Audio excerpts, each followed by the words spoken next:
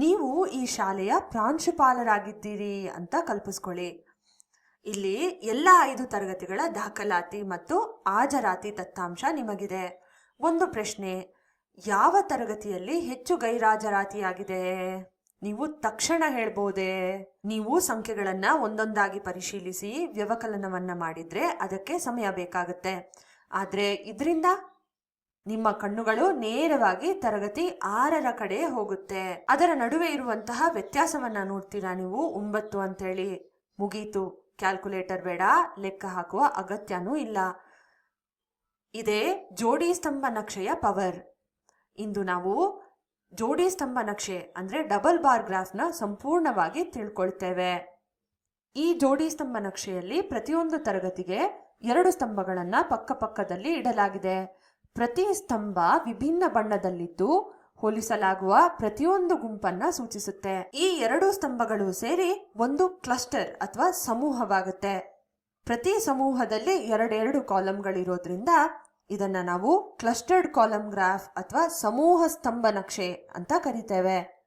ಪ್ರತಿ ಜೋಡಿ ಸ್ತಂಭ ನಕ್ಷೆಯಲ್ಲಿ ಇರಬೇಕಾದ 3 ಪ್ರಮುಖ ಅಂಶಗಳನ್ನ ಗಮನಿಸೋಣ. ಮೊದಲನೇದಾಗಿ ಯಾವ ಬಣ್ಣ ಯಾವ ಗುಂಪನ್ನ ಸೂಚಿಸುತ್ತೆ ಅನ್ನೋದು. ಅದನ್ನ ನಾವು ಲೆಜೆಂಡ್ ಅಥವಾ ಕೀ ಅಥವಾ ಗ್ರಾಫ್ನ ಸೂಚಿಕೆ ಅಂತ ಕೂಡ ಕರಿತೇವೆ. ಎರಡನೇದಾಗಿ ಪ್ರತಿ ಘಟಕ ಏನನ್ನ ಸೂಚಿಸ್ತದೆ ಅನ್ನೋದು. ಅಂದ್ರೆ ಇಲ್ಲಿ ನಾವು ಲಂಬ ಅಕ್ಷದಲ್ಲಿ ನೋಡೋದಾದ್ರೆ ಅದರ ಪ್ರಮಾಣವನ್ನ ಹೇಳೋದು. ಇಲ್ಲಿ ಪ್ರತಿ ಮಾನ ಬಂದು 5 ವಿದ್ಯಾರ್ಥಿಗಳನ್ನ ಸೂಚಿಸ್ತಾ ಇದೆ. ಮೂರನೇದಾಗಿ ತರಗತಿಗಳನ್ನ ತೋರಿಸುವ ಅಡ್ಡಾಕ್ಷದ ಲೇಬಲ್ಗಳು. ಚೆನ್ನಾಗಿದೆ ಅಲ್ವಾ? ಈಗ ನೈಜ ಜೀವನದ ಮತ್ತೊಂದು ಅದ್ಭುತ ಉದಾಹರಣೆಯನ್ನ ನೋಡೋಣ. ಯಾರಿಗೆ ರಾಕೆಟ್ಗಳು ಅಂದ್ರೆ ಇಷ್ಟವಿಲ್ಲ ಹೇಳಿ? ಈ ಅಡ್ಡಸ್ತಂಭ ನಕ್ಷೆಯು ವಿವಿಧ ಬಾಹ್ಯಾಕಾಶ ಸಂಸ್ಥೆಗಳಾದ ಸ್ಪೇಸ್ ಎಕ್ಸ್, ಕಾಸ್ಕಾ, ರಾಸ್ಕಾಸ್ಮೋಸ್, ಇಸ್ರೋ ಮತ್ತು ಇನ್ನಿತರ ಸಂಸ್ಥೆಗಳು 2021, 22 ಮತ್ತು 23 ಈ 3 ವರ್ಷಗಳಲ್ಲಿ ನಡೆಸಿದ ವಿಶ್ವದ ರಾಕೆಟ್ ಉಡಾವಣೆಗಳ ಸಂಖ್ಯೆಗಳನ್ನ ತೋರಿಸ್ತಾ ಇದೆ. ಈಗ ಈ ಜೋಡಿ ಸ್ತಂಭ ನಕ್ಷೆಯನ್ನ ಓದುವ 2 ಹಂತಗಳಿದೆ. ಮೊದಲನೇ ಹಂತ ಬಂದು ನೀಡಲಾಗಿರುವ ಮಾಹಿತಿಯನ್ನ ಗುರುತಿಸೋದು. ಅಂದ್ರೆ ನಾವು ಈ ಹಿಂದೆ ತಿಳ್ಕೊಂಡಂತ ಜೋಡಿ ಸ್ತಂಭ ನಕ್ಷೆಯ 3 ಪ್ರಮುಖ ವಿಷಯಗಳನ್ನ ಇಲ್ಲಿ ಗುರುತಿಸೋದು. ಇಲ್ಲಿ ಲಂಬ ಅಕ್ಷದಲ್ಲಿ ಬಾಹ್ಯಾಕಾಶದ ಸಂಸ್ಥೆಗಳ ಹೆಸರುಗಳನ್ನ ಗಮನಿಸಿ. ಇಲ್ಲಿ ಕ್ರಮದ ಮಹತ್ವವಿಲ್ಲ. ಸ್ಪೇಸ್ ಎಕ್ಸ್ ಮತ್ತು ಇಸ್ರೋವನ್ನ ಬದಲಿಸಿದ್ರೂ ಕೂಡ ಗ್ರಾಫ್ನ ಅರ್ಥ ಬದಲಾಗೋದಿಲ್ಲ. ಅಡ್ಡ ಅಕ್ಷದಲ್ಲಿ ಉಡಾವಣೆಗಳ ಸಂಖ್ಯೆ ಅಂದ್ರೆ ಈ ಅಕ್ಷದ ಪ್ರಮಾಣ ಬಂದು 1 ಮಾನ = 20 ರಾಕೆಟ್ಗಳು. ಯಾವುದಾದ್ರೂ ಒಂದು ಸ್ತಂಭ 60ಕ್ಕೆ ನಿಂತಿದ್ರೆ ಇದರರ್ಥ 60 ರಾಕೆಟ್ಗಳು ಅಂತ ಹೇಳಿ. ಇನ್ನು ಸಮೂಹ, ಪ್ರತಿಯೊಂದು ಸಂಸ್ಥೆಗೆ ವಾಸ್ತವವಾಗಿ 3 ಸ್ತಂಭಗಳಿವೆ. ಗಾಢ ನೀಲಿ ಅಂದ್ರೆ 2021 ಸೂಚಿಸುತ್ತೆ, ಮಧ್ಯಮ ನೀಲಿ ಅಂದ್ರೆ 2022 ಮತ್ತು ತೆಳು ನೀಲಿ ಅಂದ್ರೆ 2023 ಸೂಚಿಸುತ್ತೆ. ಹೀಗಾಗಿ ಇದನ್ನ ನಾವು ಟ್ರಿಪಲ್ ಸಮೂಹ ನಕ್ಷೆ ಅಂದ್ರೆ ಟ್ರಿಪಲ್ ಕ್ಲಸ್ಟರ್ಡ್ ಗ್ರಾಫ್ ಅಂತ ಕರೀತೇವೆ. ನಮ್ಮ ಡಬಲ್ ಸ್ತಂಭ ನಕ್ಷೆಯ ಮುಂದಿನ ಹಂತ. ಮತ್ತು ಲೆಜೆಂಡ್ ಇಲ್ಲಿದೆ. ಜೋಡಿ ಸ್ತಂಭ ನಕ್ಷೆಯನ್ನ ಓದುವ 2ನೇ ಹಂತ ಬಂದು ಇನ್ಫರ್ ಮಾಡೋದು ಅಂದ್ರೆ ಅರ್ಥಗ್ರಹಿಕೆ, ಕೊಟ್ಟಿರೋದನ್ನ ನಿರ್ಣಯಿಸೋದು. ಇಲ್ಲೇ ನಿಜವಾದ ಮಜಾ ಅಡಗಿರೋದು. ನಾವು ಸಂಖ್ಯೆಗಳನ್ನ ಓದೋದನ್ನ ನಿಲ್ಲಿಸಿ ಚಿಂತಿಸಲು ಪ್ರಾರಂಭಿಸ್ತೇವೆ. ಈ ಸಂಖ್ಯೆಗಳನ್ನ ವಿಶ್ಲೇಷಿಸಿ ವ್ಯಾಖ್ಯಾನಿಸ್ತೇವೆ. ಸ್ಪೇಸ್ ಎಕ್ಸ್ ಅನ್ನ ನೋಡಿ, 3 ಸ್ತಂಭಗಳು, ಪ್ರತಿಯೊಂದು ಇಂದಿನದಕ್ಕಿಂತ ಎತ್ತರವಾಗಿದೆ. ಅಂದ್ರೆ ಇಲ್ಲಿ ಅಗಲವಾಗಿದೆ. 2021, 22, 23 ಇದು ಏನ್ ಹೇಳ್ತಾ ಇದೆ? ಸ್ಪೇಸ್ ಎಕ್ಸ್ ಪ್ರತಿ ವರ್ಷದಲ್ಲಿ ಹೆಚ್ಚು ರಾಕೆಟ್ಗಳ ಉಡಾವಣೆಯನ್ನ ಮಾಡಿದೆ ಅಂತ ಹೇಳಿ. 2023ರಲ್ಲಿ ಅದು ಸುಮಾರು 100 ರಾಕೆಟ್ಗಳನ್ನ ಉಡಾಯಿಸಿದೆ. ಈಗ ಎರೇನ್ ಸ್ಪೇಸ್ ಬಗ್ಗೆ ಏನ್ ಹೇಳ್ತೀರಾ? ಇದು ಫ್ರಾನ್ಸ್ನ ಬಾಹ್ಯಾಕಾಶ ಸಂಸ್ಥೆ. ಅವರ ಸ್ತಂಭಗಳು ಪ್ರತಿ ವರ್ಷ ಕಡಿಮೆಯಾಗ್ತಾ ಇದೆ. ಅಂದ್ರೆ ಪ್ರತಿ ವರ್ಷ ಕಡಿಮೆ ಉಡಾವಣೆಗಳಾಗಿದೆ ಅಂತ. ಇನ್ನು ಯುನೈಟೆಡ್ ಲಾಂಚ್ ಅಲಿಯನ್ಸ್ ಬಗ್ಗೆ ಏನು? 2021ರಿಂದ 22ಕ್ಕೆ ಏರಿಕೆ, ನಂತರ 23ರಲ್ಲಿ ಇಳಿಕೆ. ಇದನ್ನ ನಾವು ಮೊದಲು ಹೆಚ್ಚಳ ನಂತರ ಇಳಿಕೆಯಾಗುವ ಒಂದು ಕ್ರಮ ಅಂತ ಹೇಳ್ತೇವೆ. ಒಟ್ಟಾರೆ ಚಿತ್ರ ಬಂದು USA, ಚೈನಾ ಮತ್ತು ರಷ್ಯಾ ದೇಶಗಳ ಸ್ತಂಭಗಳು ಅತ್ಯಂತ ಅಗಲವಾಗಿದೆ. ಈ ಅವಧಿಯಲ್ಲಿ ರಾಕೆಟ್ ಉಡಾವಣೆಗಳಲ್ಲಿ ಈ 3 ದೇಶಗಳು ವಿಶ್ವವನ್ನ ಮುನ್ನಡೆಸುತ್ತಿದೆ ಅನ್ನೋದನ್ನ ನಾವು ಹೇಳ್ಬೋದು. ಒಟ್ಟಾರೆ ಪ್ರವೃತ್ತಿ ಮೇಲಕ್ಕೆ ಹೋಗ್ತಿರೋದ್ರಿಂದ ಸ್ತಂಭಗಳು ಅಗಲವಾಗಿದೆ. ಅಂದ್ರೆ ಪ್ರತಿ ವರ್ಷ ಹೆಚ್ಚು ರಾಕೆಟ್ಗಳನ್ನ ಉಡಾಯಿಸಲಾಯಿತು. ಅಂದ್ರೆ ಬಾಹ್ಯಾಕಾಶದ ಅನ್ವೇಷಣೆ ವೇಗವಾಗಿ ಬೆಳೀತಾ ಇದೆ ಅಂತ ಅರ್ಥ. ಈಗ ಈ ಮಾಹಿತಿ ನಿಮ್ಗೆ ಅರ್ಥ ಆಗಿದ್ಯಾ ಅಂತ ಚೆಕ್ ಮಾಡೋದಕ್ಕೆ ನಾನು ಒಂದು ಹೇಳಿಕೆಯನ್ನ ಹೇಳ್ತೇನೆ.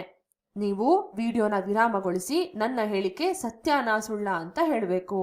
ಹೇಳಿಕೆ ಬಂದು, ಈ 3 ವರ್ಷಗಳಲ್ಲಿ ಕಾಸ್ಕಾ ಉಡಾಯಿಸಿದ ರಾಕೆಟ್ಗಳ ಸರಾಸರಿ ಸುಮಾರು 40.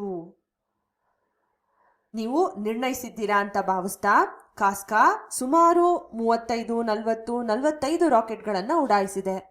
ಒಟ್ಟು 120 ರಾಕೆಟ್ಗಳು 3ರಿಂದ ಭಾಗಿಸಿದಾಗ 40 ಅನ್ನೋದು ಸಿಗುತ್ತೆ. ಆದ್ರಿಂದ ನನ್ನ ಹೇಳಿಕೆ ಸತ್ಯ. ಮತ್ತೆ ಇಲ್ಲಿ ಇನ್ನೊಂದು ಗಮನಾರ್ಹ ವಿಷಯವನ್ನ ನಾವು ಗಮನಿಸಲೇಬೇಕು. 2023ರಲ್ಲಿ ಸ್ಪೇಸ್ ಎಕ್ಸ್ ಮಾತ್ರವೇ ಇತರ ಎಲ್ಲಾ ಸಂಸ್ಥೆಗಳ ಒಟ್ಟುಗೂಡಿದಷ್ಟು ರಾಕೆಟ್ಗಳನ್ನ ಉಡಾಯಿಸಿದೆ. ನಕ್ಷೆ ಇದನ್ನ ಒಂದೇ ನೋಟದಲ್ಲಿ ಸ್ಪಷ್ಟವಾಗಿ ತೋರಿಸ್ತಾ ಇದೆ. ಸರಿ, ಮುಂದಿನ ಉದಾಹರಣೆಯನ್ನ ನೋಡೋಣ. ಈ ಟೇಬಲ್ಗಳು ದಿನದ ಬಿಸಿಲು ಗಂಟೆಗಳನ್ನ ತೋರಿಸ್ತಾ ಇದೆ. ಅಂದ್ರೆ ಪ್ರತಿದಿನ ಸೂರ್ಯ ಎಷ್ಟು ಗಂಟೆಗಳ ಕಾಲ ಕಾಣಿಸ್ತಾ ಇದ್ದ ಎಂಬುದು 2 ನಗರಗಳಲ್ಲಿ. ಆದ್ರೆ ನಾವು ನೇರವಾಗಿ ಮಾಸಿಕ ಒಟ್ಟು ಮೌಲ್ಯಗಳನ್ನ ಪ್ಲಾಟ್ ಮಾಡೋದಿಲ್ಲ. ಬದಲಿಗೆ ಪ್ರತಿ ತಿಂಗಳ ಪ್ರತಿ ದಿನದ ಸರಾಸರಿ ಬಿಸಿಲು ಗಂಟೆಗಳನ್ನ ಪ್ಲಾಟ್ ಮಾಡ್ತೇವೆ. ಈಗ ಆ ಸರಾಸರಿಯನ್ನ ಕಂಡುಹಿಡಿಯೋದಕ್ಕೆ ತಿಂಗಳ ಒಟ್ಟು ಬಿಸಿಲು ಗಂಟೆಗಳನ್ನ ಆ ತಿಂಗಳ ದಿನಗಳ ಸಂಖ್ಯೆಯಿಂದ ಭಾಗಿಸುವ ಮೂಲಕ ಪಡೆಯಲಾಗ್ತದೆ. ಉದಾಹರಣೆಗೆ ನಗರ 1ರಲ್ಲಿ ಜನವರಿಯಲ್ಲಿ 210 ಗಂಟೆಗಳಿದ್ವು. ಅಂದ್ರೆ 31ರಿಂದ ನಾವು ಭಾಗಿಸಿದಾಗ ನಮಗೆ 6.8 ಅಂತ ಸಿಗುತ್ತೆ. ಇದೇ ನಿಮ್ಮ ಗ್ರಾಫ್ ನಲ್ಲಿ ಕಾಣಿಸುವಂತಹ ಸ್ತಂಭದ ಎತ್ತರ. ಹಾಗಾದ್ರೆ 2 ನಗರಗಳ ಈ ಎಲ್ಲಾ ಮೌಲ್ಯಗಳನ್ನ ಬರ್ಕೊಳ್ಳೋಣ. ನಂತರ ಗ್ರಾಫ್ ಅನ್ನ ನೋಡಿದಾಗ ನಮ್ಗೆ ಈ ರೀತಿ ಕಾಣುತ್ತೆ. ನಗರ 1 ಕಿತ್ತಳೆ ಬಣ್ಣದ ಸ್ತಂಭಗಳನ್ನ ಹೊಂದಿದೆ. ನಗರ 2 ನೀಲಿ ಬಣ್ಣದ ಸ್ತಂಭಗಳನ್ನ ಹೊಂದಿದೆ. ಅಂದ್ರೆ ಈ ಗ್ರಾಫ್ ಅನ್ನ ಓದೋಕೆ ಸಿದ್ಧವಾಗಿದ್ದೀರಾ? ಅಂತ ಒಂದರಲ್ಲಿ ನಾವು ನೀಡಲಾಗಿರುವ ಮಾಹಿತಿಯನ್ನ ಗುರುತಿಸಬೇಕು. ಇಲ್ಲಿ ಅಡ್ಡರೇಖೆಯಲ್ಲಿ ವರ್ಷದ ತಿಂಗಳುಗಳನ್ನ ತೋರಿಸಲಾಗಿದೆ, ಜನವರಿಯಿಂದ ಡಿಸೆಂಬರ್ನವರೆಗೂ. ಲಂಬ ರೇಖೆಯಲ್ಲಿ ಪ್ರತಿದಿನದ ಸರಾಸರಿ ಬಿಸಿಲು ಗಂಟೆಗಳನ್ನ ತೋರಿಸಲಾಗಿದೆ. ಈ ಗ್ರಾಫ್ನ ಪ್ರಮಾಣ ಬಂದು ಒಂದು ಮಾನ ಬಂದು 5 ಗಂಟೆಗಳು ಅಂತ ಹೇಳಿ. ಇನ್ನು ಜೂನ್ ತಿಂಗಳನ್ನ ನೀವು ನೋಡಿದ್ರೆ ನಗರ 1ರ ಗರಿಷ್ಠ ಮೌಲ್ಯವನ್ನ ಮತ್ತು ನಗರ 2ರ ಕನಿಷ್ಠ ಮೌಲ್ಯವನ್ನ ಹೊಂದಿದೆ. ಇಲ್ಲಿ ಅಡ್ಡಾಕ್ಷದಲ್ಲಿ ಕಂಡುಬರುವಂತಹ ತಿಂಗಳುಗಳ ಕ್ರಮ ನಾವು ಬದಲಿಸುವ ಹಾಗಿಲ್ಲ. ನಾವು ರಾಕೆಟ್ ಉದಾಹರಣೆಯಲ್ಲಿ ಮಾಡಿದ್ವಲ್ವಾ, ಅಲ್ಲಿ ಸಂಸ್ಥೆಗಳ ಕ್ರಮವನ್ನ ಬದಲಿಸಿದ್ರು ಕೂಡ ಅರ್ಥದಲ್ಲಿ ಯಾವುದೇ ಬದಲಾವಣೆ ಆಗ್ತಿರ್ಲಿಲ್ಲ. ಆದ್ರೆ ನಾವಿಲ್ಲಿ ಉದಾಹರಣೆಗೆ ಜೂನನ್ನ ಬೇರೆ ಕಡೆ ಸರಿಸಿದ್ರೆ ಅದು ಸಂಪೂರ್ಣವಾಗಿ ಬೇರೆ ಕಥೆಯನ್ನೇ ಹೇಳುತ್ತೆ. ಆದ್ರಿಂದ ಇಲ್ಲಿ ಅಡ್ಡಾಕ್ಷದ ತಿಂಗಳುಗಳ ಕ್ರಮ ಬಹಳ ಮುಖ್ಯ. ಈಗ 2ನೇ ಹಂತ. ಈ ಗ್ರಾಫ್ ಇಂದ ನಾವು ಕೆಲವಷ್ಟು ನಿರ್ಣಯಗಳಿಗೆ ಬರಬೇಕು.